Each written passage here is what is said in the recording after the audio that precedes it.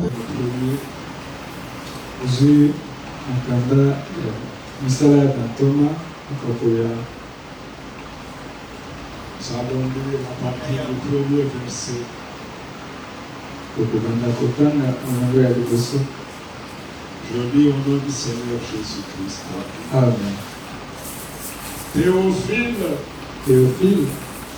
j'ai parlé dans mon premier livre nalobelaki yango na buku na ngai ya liboso de tout ce que Jésus a commencé de faire et d'enseigner dès le commencement. na nyonso Yesu abandaki kosala mpe kolakisa uta ebandeli Jusqu'au jour où il fut enlevé au ciel, tina mokolo amataki na likolo après avoir donné ses ordres par le Saint-Esprit aux apôtres qu'il avait choisis. nsima na ye kopesa mitindo oyo apesaki na bayekoli na ye aponaki na nzela molimo mosantu.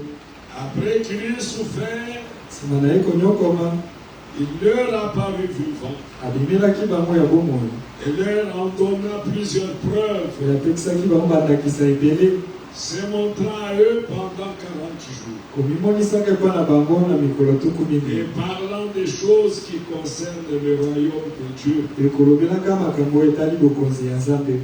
Comme il s'est trouvé avec eux, wana azalaki na bango leur recommanda de ne pas s'éloigner de Jérusalem, ayebisaki bango bakende mosika ya yerusaleme te, mais d'attendre ce que le Père avait promis, kasi bazela oyo tata alakaki ce que je vous ai annoncé leur dit-il, oyo nalakaki mino elobaki ye car Jean a baptisé d'eau, amba te yohana abatisaki na mai, mais vous dans peu de jours, kasi bino na mwasi na mikolo vous serez baptisés du Saint-Esprit. okobatisama na molimo mosantu. Que Dieu bénisse la lecture de sa parole. Amen. Pour nous asseoir. Tokoki kofanda. Ici, nous voyons une image du début de l'Église du Nouveau Testament. tozomona elilingi ebandeli eklezia ya kondima ya sika. Paul écrit, c'est Paul qui a écrit les actes des apôtres. mpona akomi pamba te ye nde akomaki misala ya bantoma. C'est pas Paul, c'est Luc ezalaki luka. qui a écrit les actes des apôtres. luka nde akomaki buku ya misala ya bantoma. C'est pourquoi il dit, yango nalobi j'ai parlé dans mon premier livre na buku na ngai liboso nalobelaki yango de tout ce que Jésus a commencé de faire makambo nyonso yesu abandaka kosala et d'enseigner mpe kolakisa dès le commencement. uta ebandeli. Donc, Luc avait fait des recherches luka alukaki pour savoir comment cela est arrivé, qu'est-ce qui s'est passé au juste. po ayeba nini yango mpenza elekaki. Il a fouillé alukiluki et puis il a mis les produits de ses recherches par écrit. mpe mboma ya boluki na ye akomaki yango En dehors de l'évangile de Saint-Luc, libanda ya sango malamu santu luka akomaki il y a le livre des actes des apôtres. eza mpe na buku ya misala ya bantoma. C'est le même auteur ezaka motu moko nde akomaki yango qui a écrit les deux livres. nde akomaki babuku nyonso mibale wana. Et ce qui nous intéresse, nous ici, kasi oyo etali biso awa c'était des gens qui venaient d'accepter l'évangile, ezalaki bato bautaki kondimela sango malamu qui ont expérimenté eux-mêmes la mort du Seigneur. oyo bango moko babikelaki liwa ya nkolo. Le sacrifice a été offert à leur présence. mbeka yango epesamaki na miso na bango. Ils ont vu comment il a souffert. bamonaki ndenge nini anyokwamaki. Mais à sa résurrection, kasi na lisekwa na ye la Bible dit, biblia elobi il a prouvé qu'il était vivant ye alakisaki mpenza ete aza na bomoi par beaucoup de preuves na nzela ya bandakisa ebele. pendant 40 jours. na mikolo tuku minei Il apparaissait. abandaki kobima Il parlait des choses du royaume. kolobela makambo ya bokonzi ya nzambe, Il les instruisait. kolakisa bango. Mais ce qui nous intéresse, kasi oyo etali biso c'est le verset 4. eza molongo ya minei. Comme il s'est trouvé avec eux, wana azalaki na milongo na bango, il leur recommanda alobaki na bango de ne pas s'éloigner de Jérusalem, bakende mosika ya yerusalemu te, mais d'entendre ce que le Père avait promis. kasi bazela oyo tata alakaki. Ce que je vous ai annoncé, Oui, la merci. Bible, oyo nasakolelaki bino elobaki ye car Jean a baptisé d'eau. pamba te yohana abatisaki na Mais mai, vous, dans peu de jours, kasi bino na mwasi na mikolo vous serez baptisés du Saint-Esprit. okobatisama na molimo mosantu. Que ce soit les fidèles, ezala bandimi, que ce soit les serviteurs, ezala basali, nous avons un devoir toza na mosala moko avant la marche liboso ya tobanda mobembo d'être rassurés tondimisa nanu que dans ce pèlerinage, eke na mobembo oyo nous n'y allons pas seuls. tozotambola biso moko te. Si tu oses y aller seul, soki omengi kokende yo moko tu risques de prendre un autre chemin. likama eza olanda nzela mosusu. C'est pourquoi le Seigneur avait déjà dit, yango wana nkolo asi alobaki il vous est avantageux que je m'en aille. eza na litomba mingi mpo na bino ete nga nakende, Parce que si je ne m'en vais pas, po soki nakei te le consolateur ne viendra pas vers vous. mobondisi akokitela bino te. Et dans Jean 15, na yohane azomi na mitano il est dit ceci, alobi boye, c'est Jean chapitre 15, yohane mokato azomi na mitano, et nous arrivons tous ensemble. tokóma wana biso nyonso. Verset 1er, na molongo ya liboso, je suis le vrai cep, ngai nde nzete ya solo, et mon père est le vigneron. mpe tata na ngai aza nkolo elanga. Tout sarment qui est à moi etape nyonso eza kati na ngai et qui ne porte pas de fruits, mpe ezobimisa mboma te, il le retranche. akokata yango. Et tout sarment mpe etape nyonso qui porte du fruit, oyo ekobimisa mboma il les mord, akobongisa yango, afin qu'il porte encore plus de fruits. na ntina ete ebimisa lisusu mboma ebele. Amen. Amen. Donc nous sommes appelés biso tobiangami à être des sarments. tozala babitape. Et quel sarment ebitape nini qui porte de fruits. oyo ezomema bamboma. Au verset 3, na molongo ya misato, déjà vous êtes purs bino bosili kopetolama à cause de la parole que je vous ai annoncée. na ntina ya liloba oyo ngai nasakoleli bino. Amen. Amen. Ils étaient déjà des croyants, basi bazalaki bandimi, ils avaient déjà cru au Seigneur, basi bandimelaki nkolo, mais ils n'étaient pas encore prêts pour la marche. kasi baselingwaki ye nano te mpo na mobembo. Demeurez en moi, boumela kati na nga, et je demeurerai en vous. mpe ngai nakoumela kati na bino. Comme le sarment ne peut de lui-même porter du fruit, ndenge etape ekoki yango moko te kobotisa mbuma s'il ne demeure attaché au cep, soki ekangami te na nzete, ainsi vous ne pouvez pas non plus, ndenge moko bino mpe bokokoka te si vous ne demeurez en moi. soki bofandi te kati na nga. Est-ce que c'est clair? Amen. Le Seigneur n'a pas caché. nkolo abombaki te, Il montrait par sa prédication, son enseignement, na nzela ya liteya mpe lilakisi nde bandaki kolakisa que nous étions incapables ete biso tozangi makoki de porter de bons fruits ya komema mbuma ya malamu tant que nous ne serons pas attachés à Dieu. soki tokangami na ye te, Tant que nous ne demeurerions jamais en Dieu. soki tofandi te kati na ye. Donc il est nécessaire, important, eza mpenza na motuya mingi pour que chacun de nous po ete moko na moko expérimente cette parole. abikela liloba oyo. Au verset 5, il dit, na molongo ya mitano alobi, je suis le cep, ngai naza nzete, vous êtes les sarments. bino boza bitape. Ici, il n'a plus utilisé de parabole. alobe lisu masese te, Il parlait du cep et des sarments. abandaki kobeta lisolo ya nzete na bitape. Mais ici, il avoue officiellement, awa alobi polele mpenza, je suis le cep, ngai nde naza nzete, vous êtes les bino sarments. boza bitape ya nzete. Celui qui demeure en moi oyo afandi kati na nga, et en qui je demeure mpe motu nani onga nafandi kati na ye porte beaucoup de fruits. akokota bambuma ebele, Car sans moi, pamba te kozanga nga vous ne pouvez rien faire. bokoka kosala eloko moko te. Amen. Amen. Israël est sorti, Israele ebimaki, nous aussi nous sommes sortis. biso mpe tobimaki. Israël est sorti de l'Égypte, Israele ebimaki na mboka Ejipito, nous sommes sortis du monde. biso tobimi nde na mokili. Amen. Amen. Lorsqu'on sort du monde, ntango oyo obimi na mokili, il faut aller loin du monde. ozosenga okende mosika na yango mpenza. Parce que ceux qui étaient sortis de Babylone, pamba te bao babimaki na mboka Babilone, Comme il n'était pas allé loin de Babylone, Pour la guerre musica Babylone était. et comme Babylone était une grande ville, Le local les acquis en Combamonene. prospère, Oui, Fulukaki. et les a rattrapés. Et Bendi Bamoisus. C'est-à-dire en construisant, Nakotongaka. ils se sont retrouvés en plein Babylone. Masutuki ba koti sur la carte de Babylone. En sortant du monde, Nakobimaka na mokili. il faut aller loin du monde. Ils ont ces motika yango musika. Si tu oses dire, Soki omeki koloba. j'ai déjà cru, Nasi na ndimeli. moi même si je vais dans un bar, Ngata soki na kena bar. ça ne fera rien. Ekosa eloko moko te. Vas-y, Kende kasi. tu comprendras pourquoi il faut te tenir loin de ce Kokososola mpona nini ezosembuza mosika esika wana. William Branham donne l'exemple d'une jeune fille Ekobana bazopesa bakisa elenge mwasi moko. qui dansait dans le cabaret. Abandaki kobina na kati ya babar. Quand elle a crié au Seigneur, Ntango andimi likolo.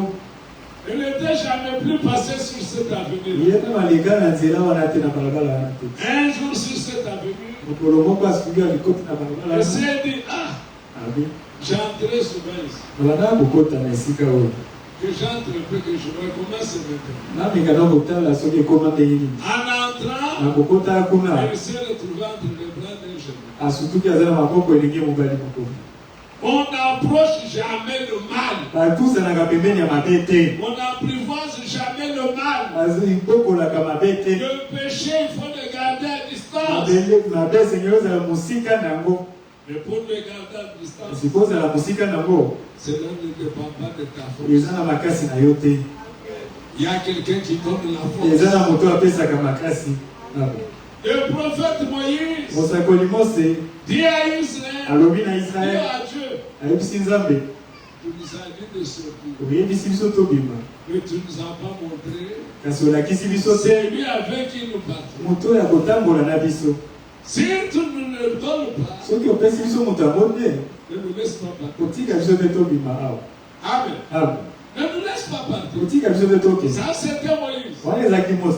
Mais un prophète comme Kasi Moïse, mosakoli aza ndenge moko na Mose qui est venu après Moïse, oyo ayaki nsima ya Mose dit aux disciples, ayebisi bayekoli quand bien même je suis resté longtemps avec vous, atako nga naumeli na bino awa je vous ai prêché la parole pendant 3 années et demie. nateyi bino liloba mbula misatu mobima na Vous ntango m'aviez suivi partout. olandinga bisika nyonso Mais kasi ne partez pas même de Jérusalem. okende mosika ya Yerusalemi te Jusqu'à ce que, ntina ntango oyo oh, il les avait appelés comme quoi? abengaki bango lokola Comme qui? banani Des apôtres, bantoma des missionnaires. batinda. Après sa mort, Nsima ya liwa na ye il pouvait se dire, akokaki koloba allons prêcher. bakoki koloba tokende kote Mais lui dit quoi? kasi ye alobi nini Ne partez pas loin de Jérusalem. okende mosika ya Yerusalemi te Jusqu'à ce que vous receviez. ntina ntango bokoyamba Revenons là-bas dans Actes. tozonga kuna ya misala bantoma Ça, c'est pour chacun de nous. oyo eza mpona motu moko moko. Frères, ndeko mobali sœurs, ndeko mwasi ministres, moteyi diacres, diakono administrateurs. monyangeli Le premier pas, litambe ya liboso nous devons le faire avec le Seigneur. esenge tosala yango na nkolo. Amen. Amen. Quelle que soit la connaissance de la parole que l'on peut avoir, ozala ta boyebi yango oza nango ya liloba. le Seigneur dit, nkolo alobi si nous sommes des sarments soki toza bitambe ya nzete attachés au cep, tokango ekangami na nzete nous allons produire du fruit. tokobota mbuma. Amen. Amen. Et en produire davantage. tokobota mbuma ebele Parce que sans lui, tokozanga ye nous ne pouvons rien faire. tokoka kosala eloko moko te. Amen. Amen. Il dit, alobi comme il s'est trouvé avec eux, wana azalaki nano na bango il leur recommanda alobaki na bango de ne pas s'éloigner de Jérusalem, bakende mosika ya Yerusalemi te mais d'attendre kasi bazela ce que le Père avait promis, oyo tata alakaki ce que je vous ai annoncé. oyo nalobaki na bino Leur dit-il. alobaki na bango. Amen. Amen. Ici, awa nous pouvons le dire, tokoki koloba yango ils étaient déjà sauvés. bango basi bazwaki lobiko Mais ils n'avaient pas la force pour marcher. kasi bazalaki na makasi te ya kotambola. Tu peux être sauvé ce soir en croyant au sacrifice sanglant, en croyant au sang versé, en croyant à l'agneau de Dieu. Tu es sauvé. Amen. Amen. Mais pour marcher, tu as besoin de quelqu'un.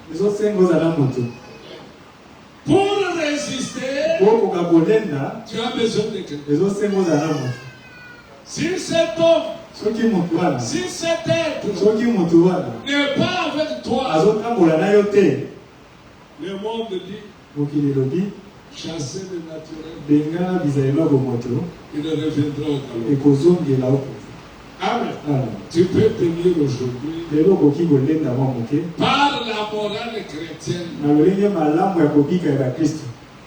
Oh, les chrétiens vivent comme ça. Les chrétiens ne peuvent pas faire ça. Mais est-ce que tu es chrétien? Parce qu'on devient chrétien après la naissance. Amen. Amen. On devient chrétien après la naissance.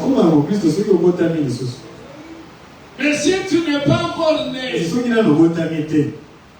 comment deviendras-tu chrétien? Tu seras dans l'église à choper les frères et les sœurs chaque jour.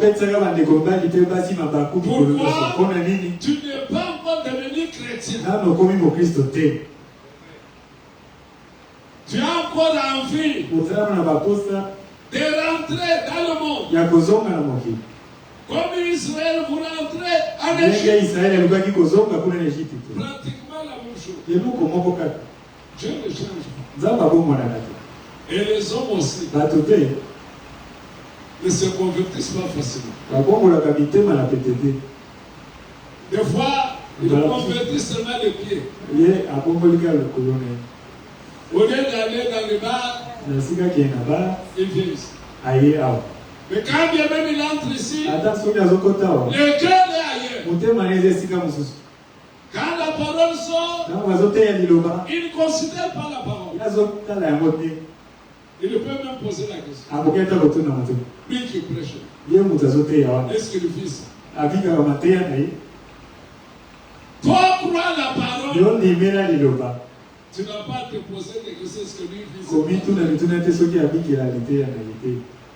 C'est les signes qui ne veulent rien recevoir.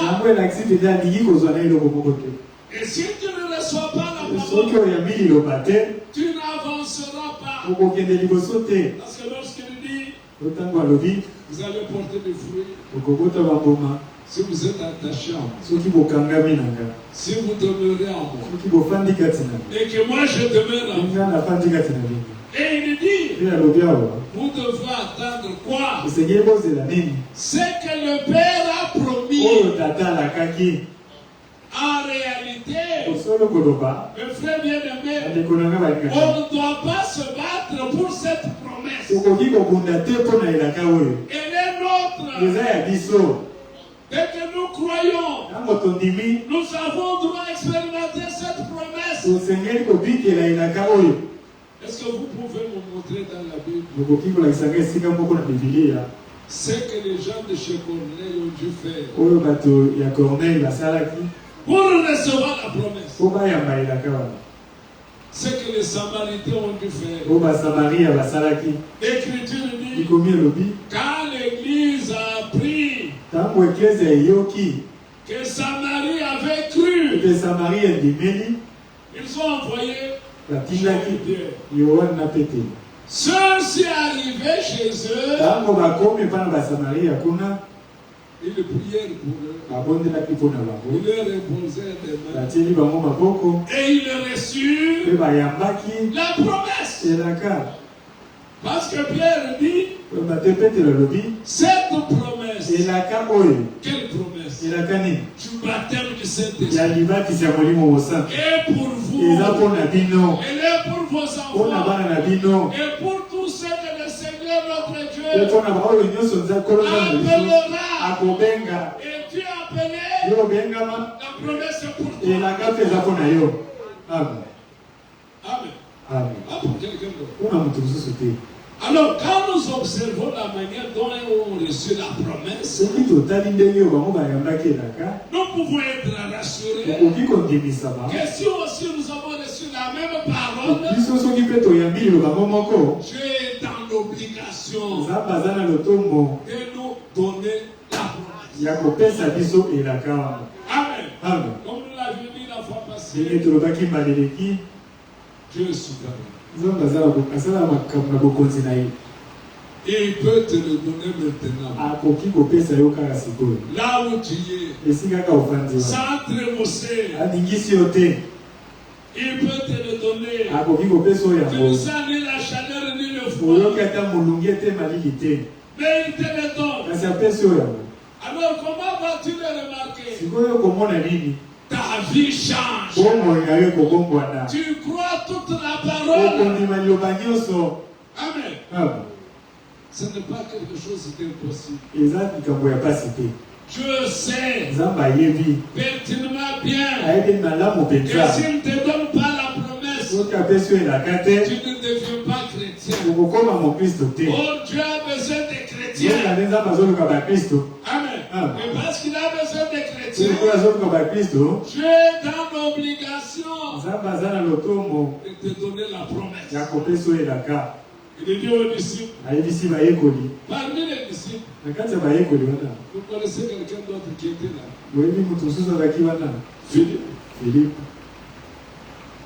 Quand est-ce que Philippe a cru que Jésus était le Seigneur? Quand?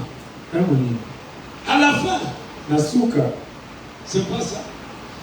Quand est-ce que Pierre était converti? Parce que le Seigneur lui-même dit à Pierre, lorsque tu seras converti, affermis tes frères. Amen. Bien-aimé, Dieu ne peut pas vouloir sauver et rendre le salut difficile. Non. C'est pourquoi le salut, il nous le donne gratuitement au moyen de la foi. Amen. Et lorsqu'il le donne gratuitement, Dieu sera encore heureux et t'accorder la promesse. La promesse pour toi. Oui. La promesse pour nous. Donc lorsque nous croyons, Dieu est dans l'obligation. Comme il a fait avec Israël. Référons-nous toujours à Israël. Il a mis l'ange devant eux pour qu'il les conduise. Quand une bataille venait, c'est Dieu qui s'engage.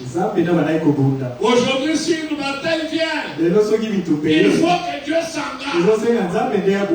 Parce que tu t'es engagé de marcher avec. Quand tu as cru à l'évangile, tu as pris l'engagement. J'ai une bonne conscience pour marcher avec Dieu. Alors il faut que Dieu t'honore. Amen.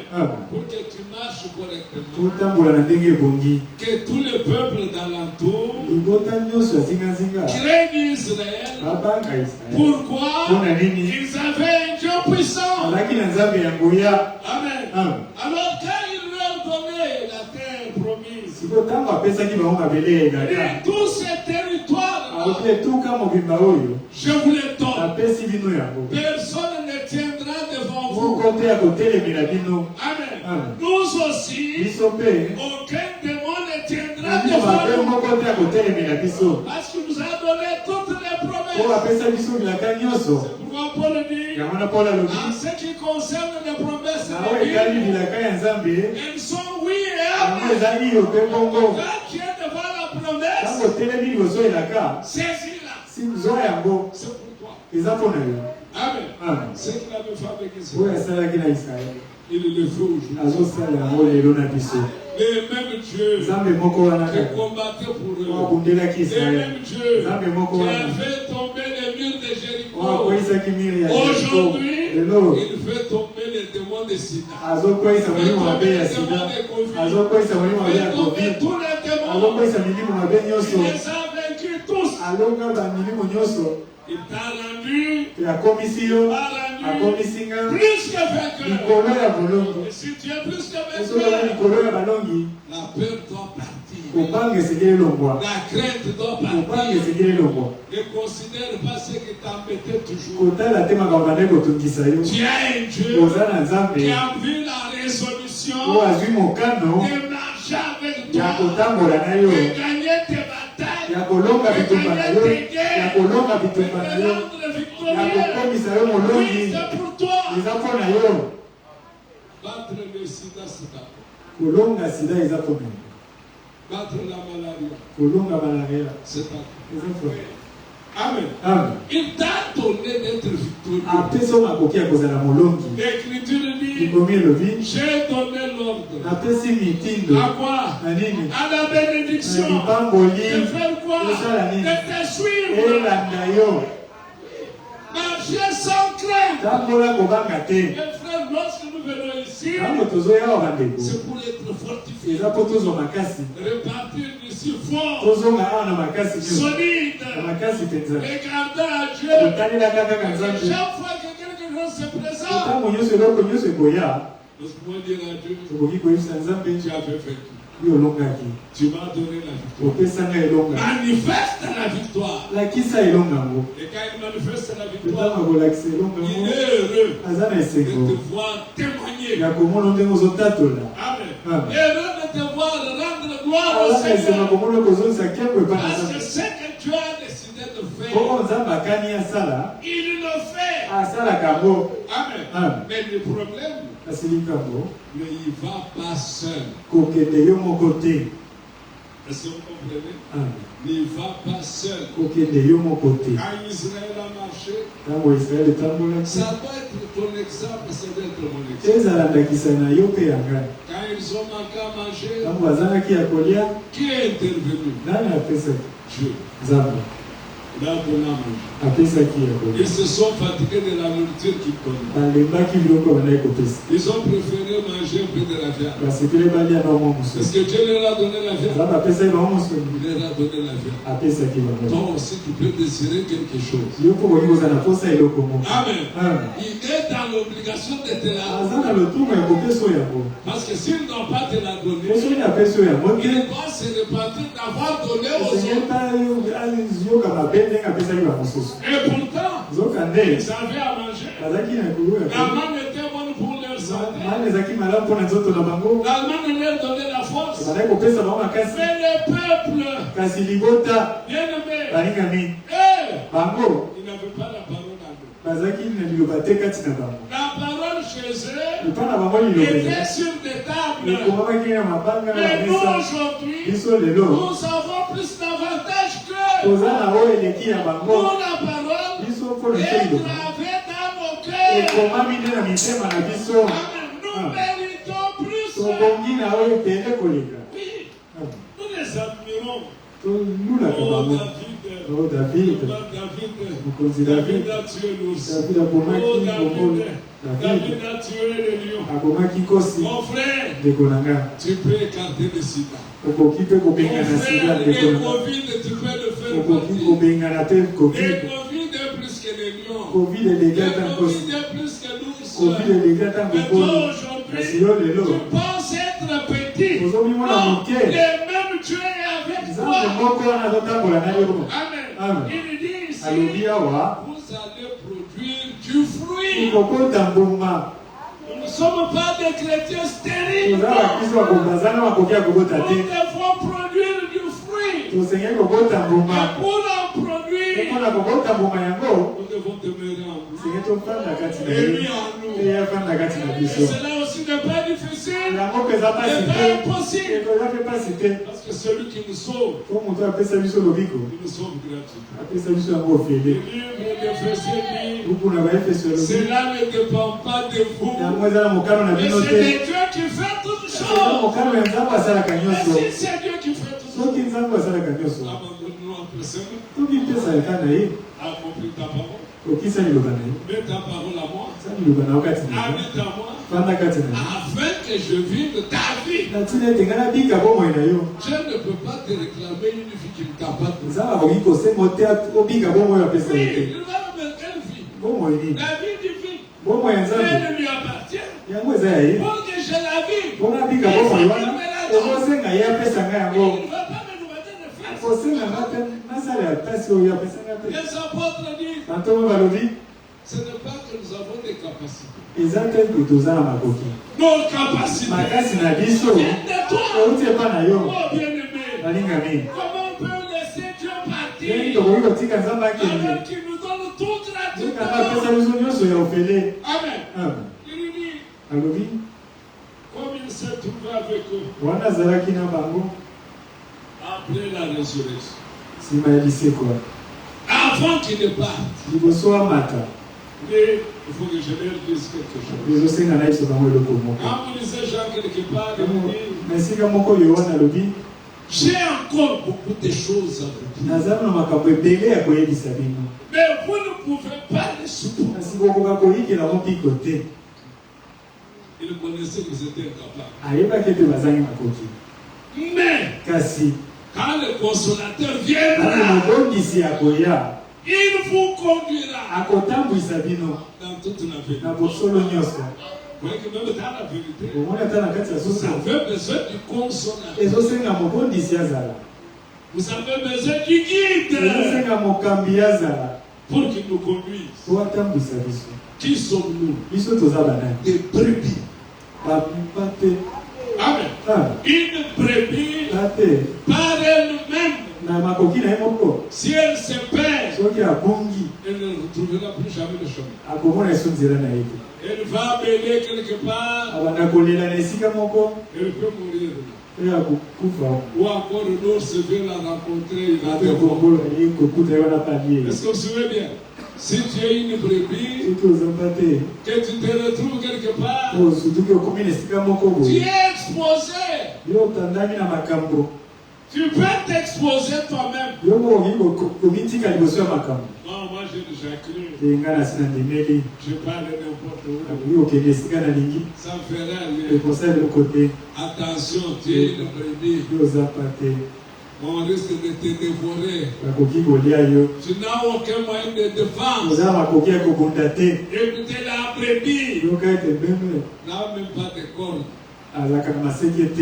Amen. Parce que même un mouton, pour qu'il se défende, un mouton peut être attaqué par un lion. Mais le lion peut commettre une erreur. Il laisse son œil à côté de la corde de la mais vous pouvez lui donner un coup dans l'œil.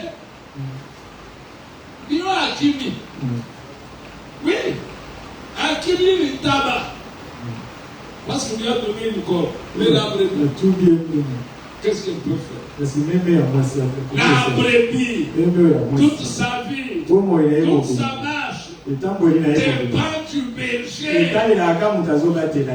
Amen. C'est le berger qui protège et qui conduit la brebis.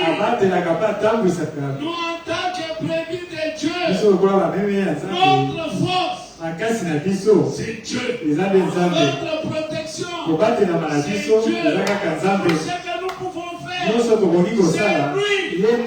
Reconnaissons cela et disons-lui, Seigneur, prends-moi en charge. Conduis et dirige-moi. Je ne peux pas marcher par moi-même. Il est là de lui-même. Sans moi, vous ne pouvez rien. Même la prière. Ne crois pas que tu es ici ce soir. C'est parce que tu avais l'argent de transport. C'est lui qui a mis la chose dans ton cœur. Aujourd'hui, je dois écouter quelque chose. Amen.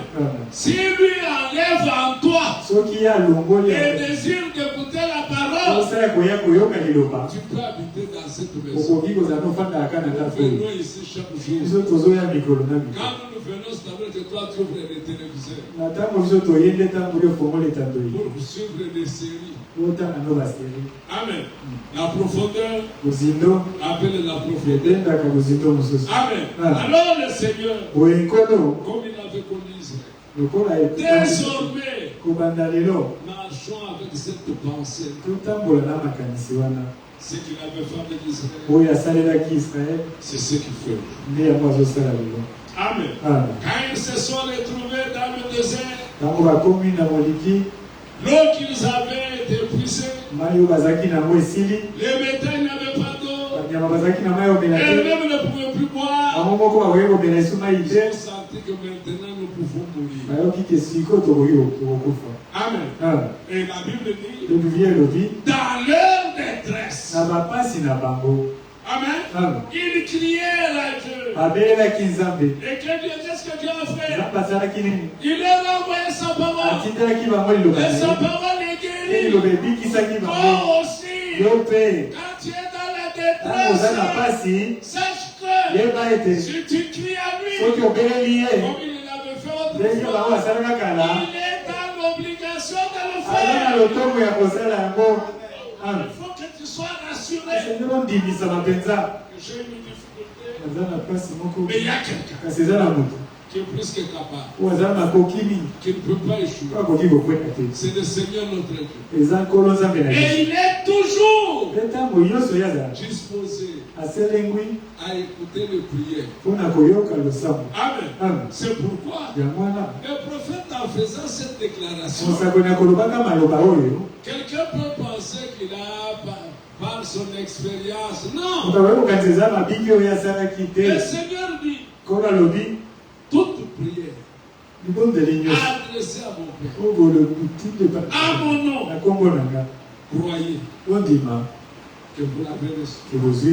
Et vous le verrez. Et le prophète dit, toute prière faite à Dieu, au nom de Jésus-Christ, a trouvé son exaucement. Quand tu aimes seulement ce que le prophète a dit, mais c'est l'écriture qui lui dit, mais d'une autre manière. Parce qu'il n'y a aucune prière qui a été faite au Père. Quelle dit l'écriture? Croyez que vous l'avez reçu. Et vous l'avez reçu. Amen. Il faut plus croire à l'écriture qu'à la déclaration. Amen. Qu'à la déclaration. Quand vous faites la prière, croyez que vous l'avez reçu. Et lui dit, demandez tout ce que vous demanderez au Père. Il ne dit même pas que le Père va le faire. Il ne dit même pas que tu vas le faire. Il dit, je le ferai. Et comment ne pouvons-nous pas être à l'aise en lui parlant, sachant que ce qu'il a dit, il est tenu.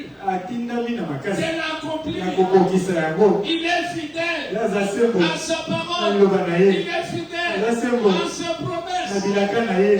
Amen. Quand il a fait la promesse, il n'attend que quelqu'un qui peut la croire. Et lorsque vous la croyez, d'un cœur sincère, il est dans l'obligation d'accomplir cela pour vous. Amen. Israël n'avait pas d'eau. Ils ont commencé à crier. Ils ont commencé à murmurer. Moïse s'est tenu là.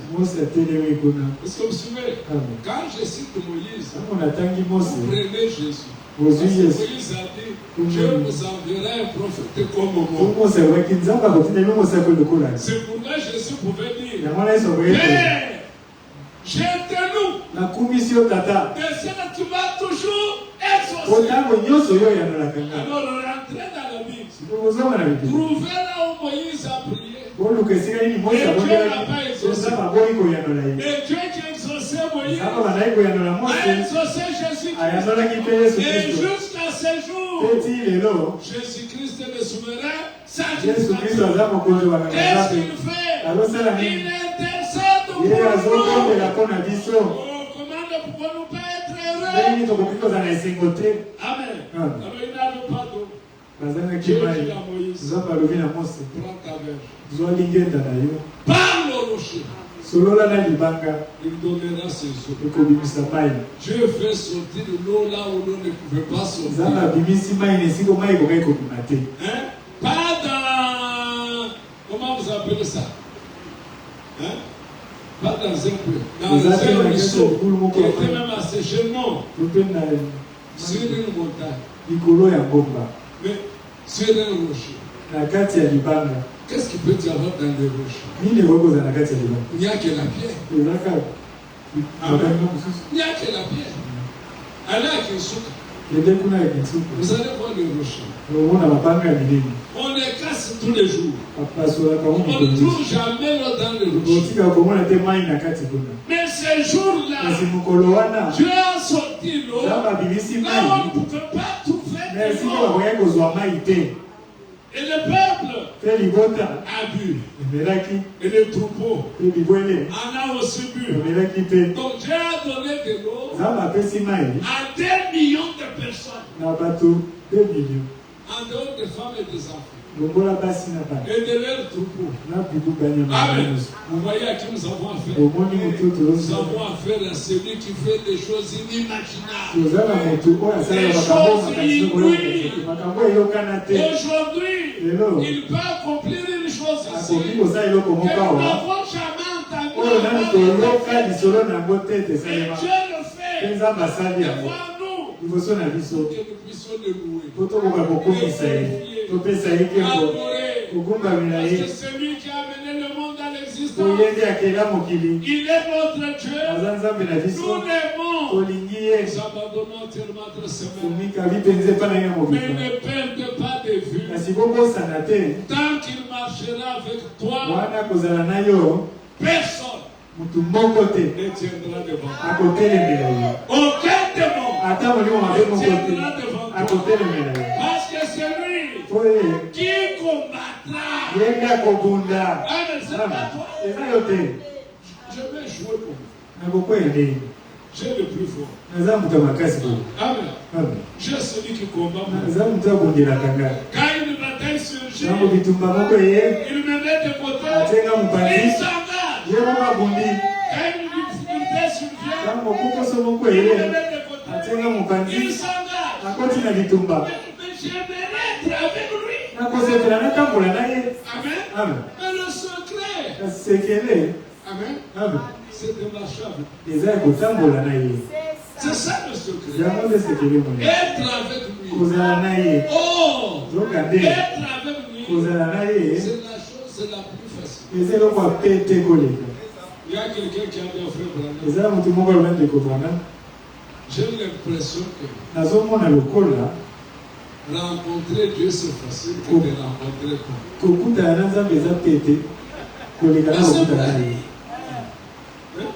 Tu peux vouloir me voir. Mais tu arrives à la maison. Il est rentré très fatigué. Il dort. Est-ce que tu vas me voir? Non, la sœur va t'exprimer. Non, je ne peux pas déranger son sommeil. Qu'il dort. Laisse-le dormir. Mais Dieu ne sommeil ni ne dort. Amen. Tu peux lui parler à n'importe quel temps. Il n'est pas dans les temps comme nous. Il est 18h, il est minuit. Il est déjà au lit. La Bible dit que lui n'a pas de lit. S'il avait des lits, il allait dormir. L'Écriture dit il ne sommeille ni ne dort. Dans son palais, il n'a que le trône pour s'asseoir. Mais il n'a pas aimé de sommeil. Amen. Il est à l'œuvre. Il est à l'écoute. Qu'est-ce que tel enfant demande? Un être qui peut recevoir la demande de 2 milliards de personnes. Exaucer à chacun à la même minute frère, ma soeur, tu es vrai. Dieu comme celui-là. Oui. Je n'ai pas d'audience à demander. Notre audience, c'est le nom de Jésus. Et le nom de Jésus. La voie est ouverte. Il écoute. Tout ce que vous demandez. Au Père. À mon nom. Croyez. Que vous l'avez reçu. Oui. Nous l'avons reçu. Qu'avons-nous reçu? Écoutez. Tout ce que nous lui avons déjà demandé. Tout ce qu'on lui a déjà demandé. Tout ce qu'on lui avait déjà demandé. Tout ce que tu avais demandé l'année passée. Que tu n'as pas encore vu. Tu l'as. Mais tu l'as déjà. Parce que la parole ne peut pas faillir. Amen. Tu l'as déjà. Des demandes d'il y a 10 ans.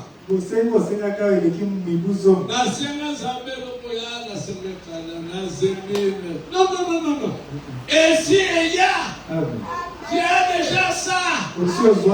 Amen. Qu'est-ce qui reste? Que tu vois la chose se matérialiser. Amen. Parce que dès que nous demandons, il donne. Mais c'est ça. Est-ce que quand il a donné, il va confisquer? Mais nous pouvons laisser la chose par le manque de foi. Amen. Tu n'as pas de foi, tu laisses la chose. Mais je t'informe ce soir que tout ce que tu avais déjà demandé, tu les as déjà. Attends-toi à voir cela s'accomplir. Parce que Dieu ne peut pas l'entendre.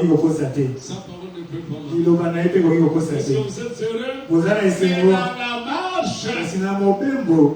Avant de partir, tu dois lui dire, moi j'ai cru. Mais pour que je devienne chrétien, je dois marcher avec toi. Parce que si tu ne marches pas avec toi, qu'est-ce que je peux devenir? Oh, Dieu a besoin de marcher avec toi. Qu'est-ce qu'il va faire? Mais qu'est-ce qu'il a dit à Moïse? J'ai entendu ce que tu as dit. Hein? On dirait, écoutez, Dieu provoque nos prières en nous-mêmes pour que lui-même exauce les prières que lui-même a provoquées. Depuis Genèse. Avant que Dieu le dise, il n'est pas moi à l'homme d'être seul. L'écriture dit, Adam, vu qu'il n'avait pas un être semblable à lui, Adam avait déjà la chose à lui, qui ne voyait pas un semblable comme lui. Il a regardé les autres deux à deux, mais lui était seul. Et Dieu vient après.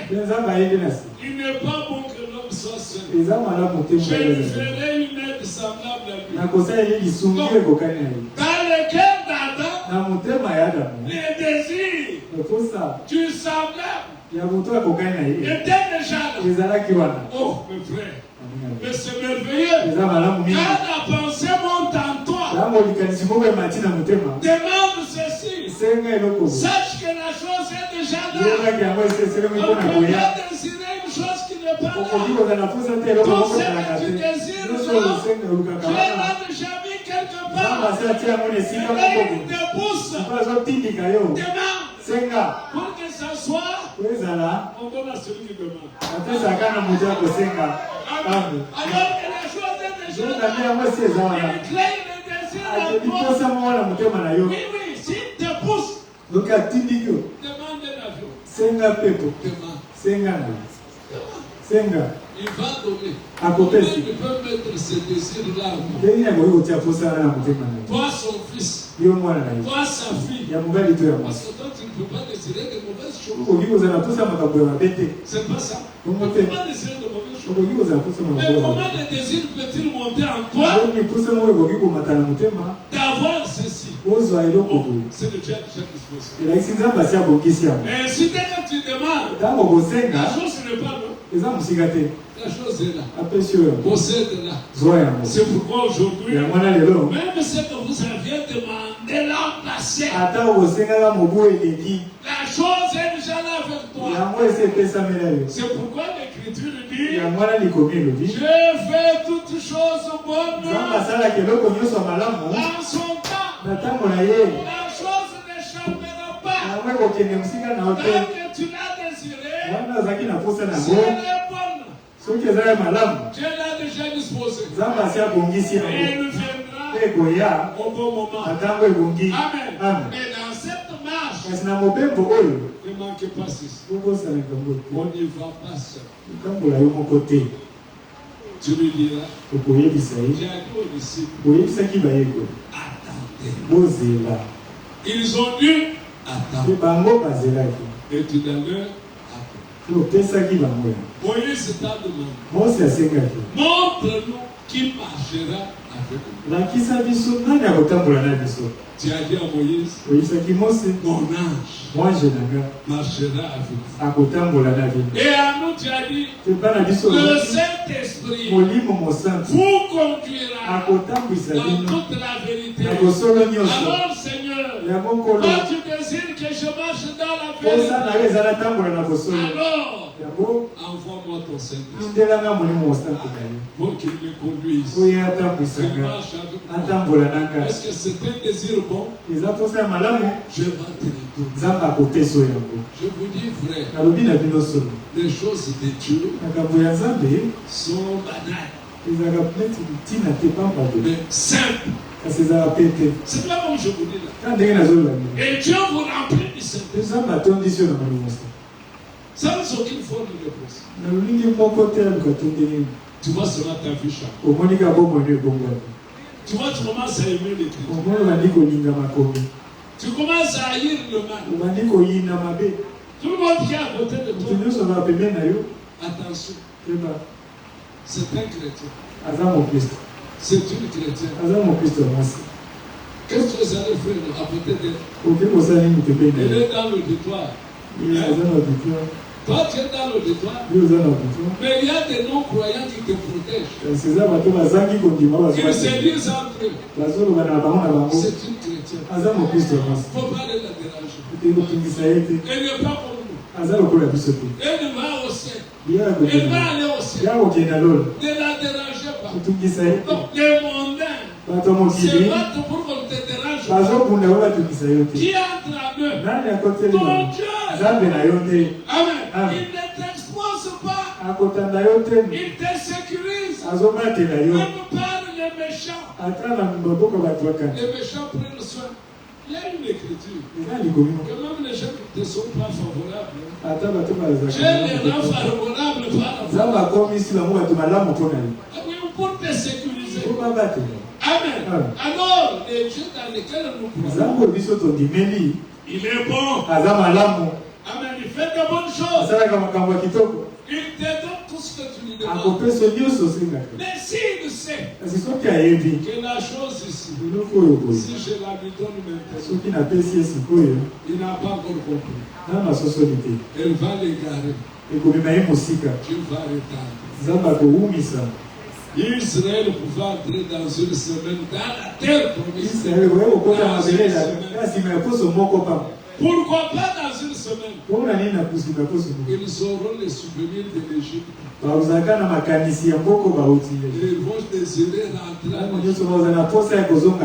il faut qu'ils partent, qu'ils oublient même que l'Égypte existe. Vous vous souvenez bien?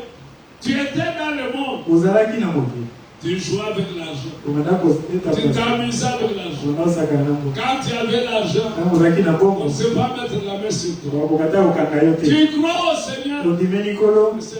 Si je vous donne l'argent maintenant, il risque de rentrer. Il faut qu'il oublie. Je vais le faire marcher comme ça. Il faut qu'il oublie. Que tous les amis anciens là le fouillent. Alors quand il restera seul, il aura compris. Maintenant je vais lui donner. Ntango wana na kopesa. Il ne va pas se perdre. Akobunga Oh, sisi là lake. j'étais dans le monde, j'avais quoi? Uzalaka na nini? Tu étais avec le diable. Uzalaka na Satan. Amen. Maintenant tu dois oublier. Siko ezose moko sana. Tous les cabarets, tu dois oublier. Bisika nyoso basanga wana. Tous les tunnels. Banzela nyoso ya mike. Oui, tu dois oublier. Moko sana yango. Au point même que quand tu as un pantalon. Je l'ai porté depuis avant-hier. Alors Alors que toi tu avais un pantalon le matin. Ce soir tu mets notre pour sortir. Maintenant il te laisse avec un pantalon. Quand tu auras oublié cette fille-là, maintenant il peut remettre. Il sera un bon gestionnaire. Nous sommes les gestionnaires des biens de Dieu. Ce que Dieu t'a donné, ce n'est pas à toi. C'est à lui. Dans la vie gestionnaire, tu répondras de la manière dont tu gères. C'est que Dieu t'a donné. Frère bien-aimé, Dieu nous aime. C'est pourquoi il nous envoie sa parole. Dieu nous aime. Il ne nous abandonnera jamais. La souffrance peut venir. Israël avait souffert. En définitive, Dieu est intervenu. Vous comprenez? Le malheur atteint toujours les justes. Mais c'est Dieu qui l'a délivré toujours. Toi aussi, quelle que soit la situation, il y a quelqu'un qui va te délivrer. Il y a quelqu'un qui te fera sortir de là. Ne perdez jamais l'espoir. Il y a quelqu'un qui est plus puissant. Il y a quelqu'un qui est plus honnête. Il y a quelqu'un qui est plus juste. Il y a quelqu'un qui est plus bon. Akotika biso soki mokete tika nzambe yapambola bino. Dieu est fidèle.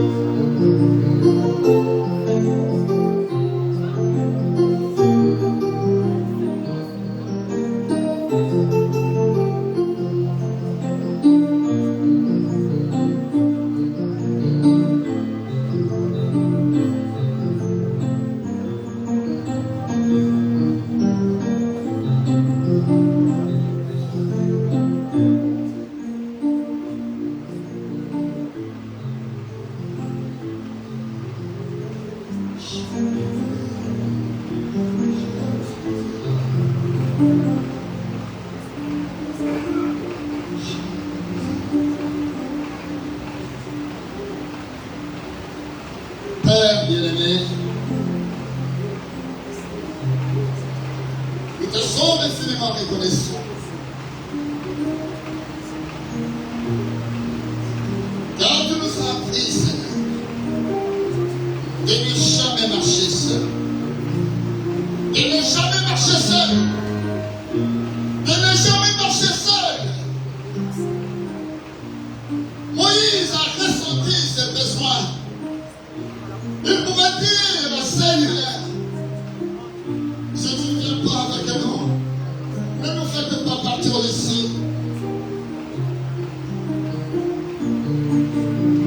Combien nous avons besoin de toi, Seigneur? Combien nous avons besoin de toi?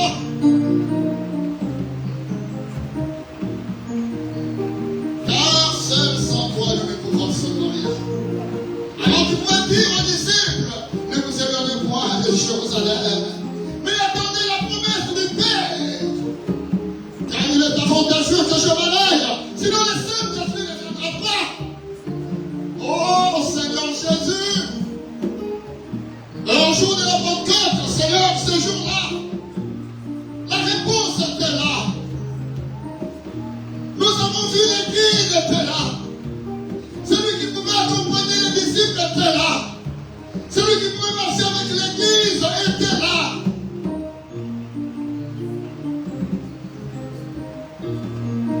La Bible dit que c'était comme des flammes de feu qui se posèrent sur chacun d'eux, Seigneur. Et nous avons vu ce qui leur était arrivé. Personne n'avait encore son langage. Le langage avait changé.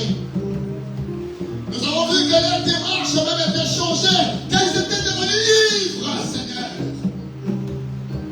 Personne ne pouvait garder, Seigneur, sa marche du départ. Tout avait changé. Nous également, Seigneur, nous désirons cela, Père. Nous désirons cela encore aujourd'hui. Nous pourrions chanter, non jamais tout seul, mais nous voulons faire une expérience. Viens-nous en aide, Seigneur. Soutiens chacun de nous, Seigneur. Car seul dans cette marche chrétienne, nous ne pouvons rien faire. Seigneur, merci. Merci parce que tu nous apprends que la profondeur appelle la profondeur. Avant qu'il y ait de la joie, Seigneur, il y avait de l'eau déjà là au départ. Merci, Seigneur, car ta parole est éprouvée, Seigneur. Quand tu fais la promesse, c'est que la provision est là. Seigneur, merci. Que ton nom soit glorifié, Seigneur. Nous n'avons pas à nous plaindre. Non, Seigneur. La provision est là. Merci, Seigneur. Merci, Seigneur. Et ce soir, ton peuple est là, assoiffé, avec beaucoup de besoins, Seigneur. Plus que toi,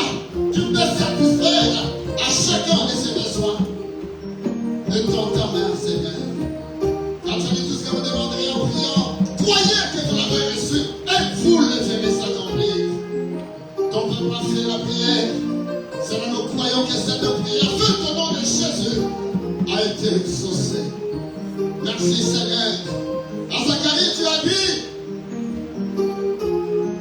la prière faite depuis longtemps avait prouvé son exaucement. Seigneur, merci. Nous croyons également, Seigneur, que tu nous as exaucés.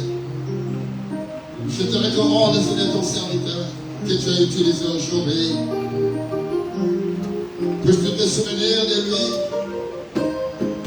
Il a quel homme avec beaucoup de besoins. Seigneur, étends ta main, Seigneur. Toi, le pourvoyeur de soins, pourvois, Seigneur, à ses besoins. A besoin de son foyer, a besoin de son ministère. Je t'en prie, Seigneur. Et bénis cette église, le surnaturel tabernacle. Et le surnaturel tabernacle, le surnaturel nous accompagne, Seigneur. Jour pour jour, nous avons besoin de cela. Accomplis le Père, au nom de Jésus. Bénis ces offrandes, bénis ces dîmes. Bénis notre retour, au nom de Jésus. Nous t'avons ainsi prié. Amen. Amen. Que Dieu vous bénisse. Acclamons le Seigneur.